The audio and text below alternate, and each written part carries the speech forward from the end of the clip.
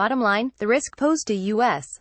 national security by what are believed to be Russian-backed hacking groups, is similar to the October 1962 Cuban Missile Crisis according to Cypher Brief experts, but different, in that the U.S.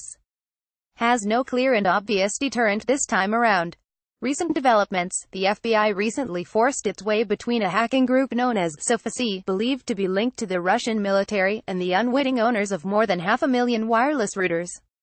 Armed with a court order, the Bureau seized control of a broad network of infected routers as well as the domain it believed was serving as the command and control infrastructure of a worldwide botnet.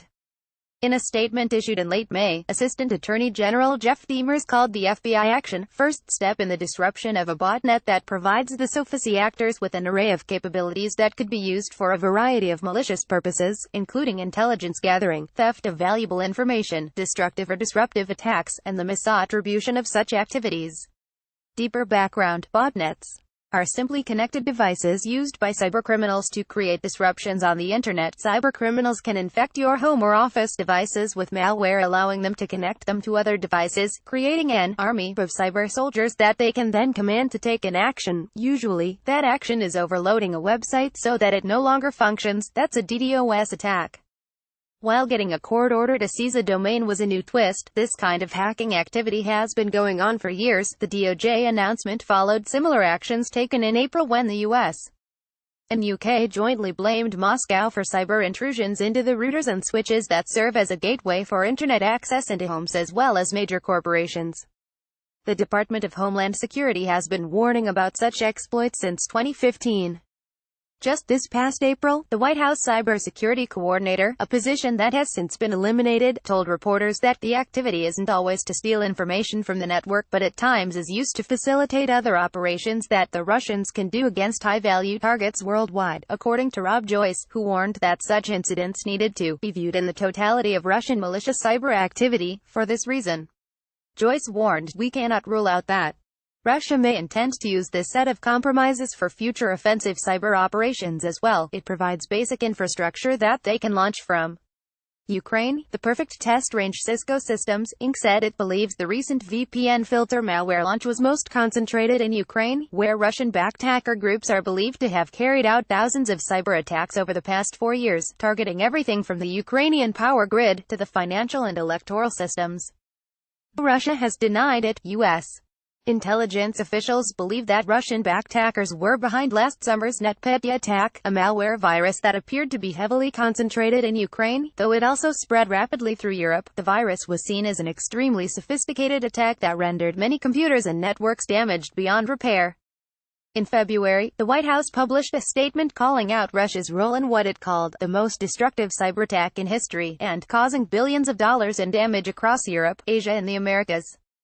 Chris Inglis, former Deputy Director, National Security Agency. Russia has long used cyber as a coercive instrument of power, enjoying significant benefits and few consequences. Their actions in NotPetya were brazen, impactful and indiscriminate, likely intended to impose costs on the Ukraine but, in the end, inflicting hundreds of millions of dollars in costs and lost opportunity to innocent people and enterprises around the globe. The result is an increasingly emboldened and unapologetic Russia that continues to enjoy significant leverage from relatively modest investments in cyber capability and infrastructure. The possible takedown of the Russian-controlled botnet would thus seem to be a reasoned and reasonable challenge to the growing and unacceptable threat posed by Russian cyber adventurism. Rick Leggett, former Deputy Director, National Security Agency. Russia has historically, since the 2014 invasion of Crimea, used Ukraine almost as a test range for offensive cyber capabilities.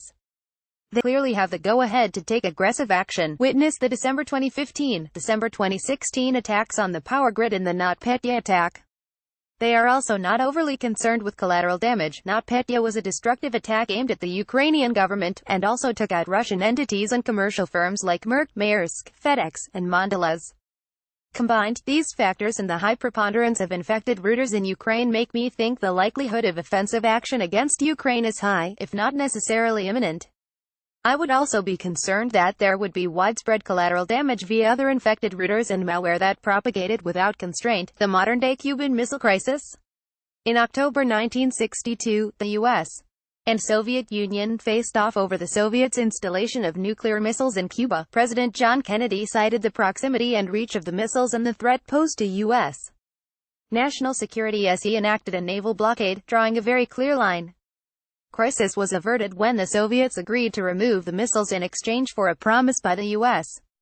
that would not invade Cuba. Today's cyber crisis is similar in terms of the risk to U.S. national security, according to experts, but different, in that the U.S. has no clear and obvious deterrent this time around, and the missiles are already here. The Trump administration in April accused Russia of a coordinated, multi-stage campaign to hack into critical infrastructure networks and conduct network reconnaissance, while attempting to delete evidence of their intrusions. Kevin McLaughlin, former deputy commander, U.S. Cyber Command, Russia's willingness to use cyber as a strategic instrument of power has enjoyed great success in many cases. Though they have not paid any real price, they have gained valuable operational experience, and have established an effective deterrent capability. Now add the recent Trump administration's announcements that the Russians are targeting U.S. critical infrastructure, and the fact that we have no clear strategy or policy to rapidly, like a Manhattan-type project, and effectively secure and defend that infrastructure and impose costs on the Russians even if they simply threaten us. In my opinion, I see no logical difference between the placement of Soviet missiles in Cuba and the placement of Russian malware in our critical infrastructure. We almost went to nuclear war over the simple basing of those missiles in Cuba, but hardly a peep over the Russian basing of malware on our own soil. Want to read more about the Russian threat to U.S. national security? Check out the Cipher Brief's newest column, Moscow Station, written by former CIA officers and headed up by the former director of the CIA's National Clandestine Service. Moscow Station keeps you up to speed on the evolving strategic threats that traditional news networks aren't focused on. Sign up for the Cipher Brief's daily newsletter for updates on national security news that matters.